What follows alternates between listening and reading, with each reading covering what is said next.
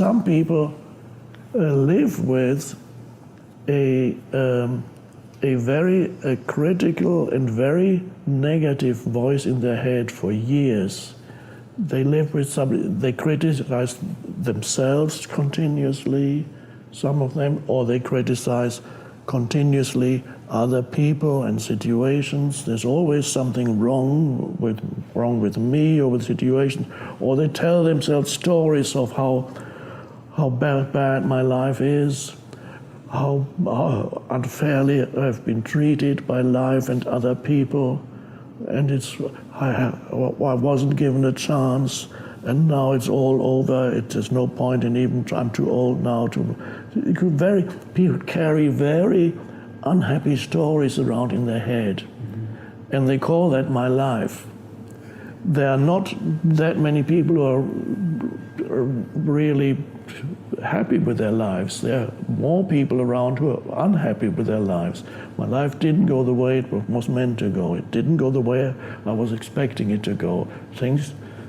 Many things went wrong, and so people carry unhappy stories, and they derive their sense of identity from the unhappy story. Not realizing that it's an unhappy story, they call it me and my life. So that is and nobody has pointed out to them this is not. It does not have to be that way. You can become aware of the stories that you're telling yourself, the stories that give you your sense of your unhappy sense of self, and realize that these are certain thoughts. I call it thoughts that create what we call your life situation. Your life situation, your past and your so-called future. And there's no life situation that is not problematic. Everybody has their set of problems. Every life situation has its difficulties and its problems. If it's not one thing, it's another. You cannot go through life without experiencing almost continuously problems, the word that I prefer is challenges. You cannot go through life without continuously experiencing challenges, either of interpersonal relationship challenges, close relationship challenges, health challenges, physical challenges, financial challenges, professional work challenges, living situation challenges. There's always something that goes wrong somewhere. So that's only to be expected. But this does not have to evolve into an unhappy story of me and my life. So you're able to differentiate between the story of my life, my so-called life, my life situation, and life.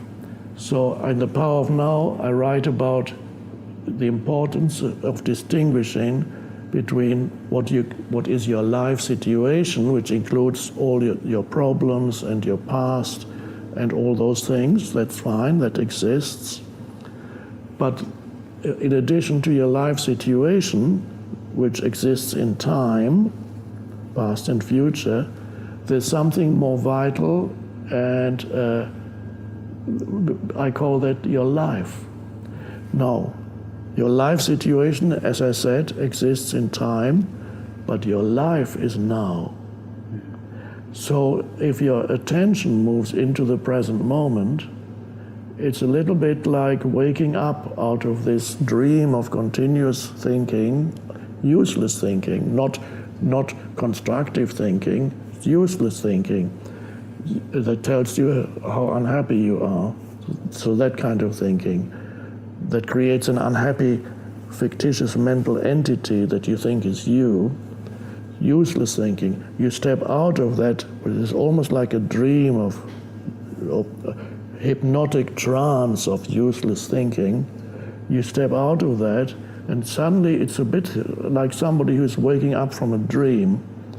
And this is why we use spiritually, we use the term awakening. It's used in many traditions, spiritual awakening. You wake up out of this stream of thinking into the present moment. So you suddenly become alert, and A moment ago, you were still thinking about how awful your life is. That's your life situation. Maybe it is awful, but that's an interpretation. There's your life situation. What about your life? What do you mean, my life? Well, this moment is your life. Your life is always this moment. Is there anything wrong with this moment? A question I ask in the Power of Now. What is your problem right now? If you're really present, because you come into the present moment, which is all there ever is. And in this present moment, what is your problem? And then you have to really wake up into the present moment and see, well, right now I'm breathing, I'm sitting here and I'm looking around and I'm seeing a bit of sky and I'm seeing a potted plant and I'm seeing the flowers. It's all quite lovely and it's relatively quiet here. The temperature is fine. And I may even feel that there's an aliveness in my body. I breathe and I feel alive. Every cell is alive. I call it the inner body awareness. You become aware that you are alive in your body. So you're stepping out of your mind, you're stepping into sense perceptions, come to your senses, and you also come into your body. And then you're now in the present moment. That's your life. And yes, of course, you have to deal with the stuff in your life situation, but not be lost in it. You deal with it when the moment comes, when you're able to take action or do something, then you deal with it. But you're no longer lost in it, and you're no longer completely absorbed by this unhappy pseudo-identity that's created by useless thinking. So you come into the present moment. This is your life, and the rest is your life situation. And then after a while, you're able to balance. You're dealing with your life situation and experiencing life directly, and then beginning to appreciate the present moment and realizing that it's actually quite wonderful.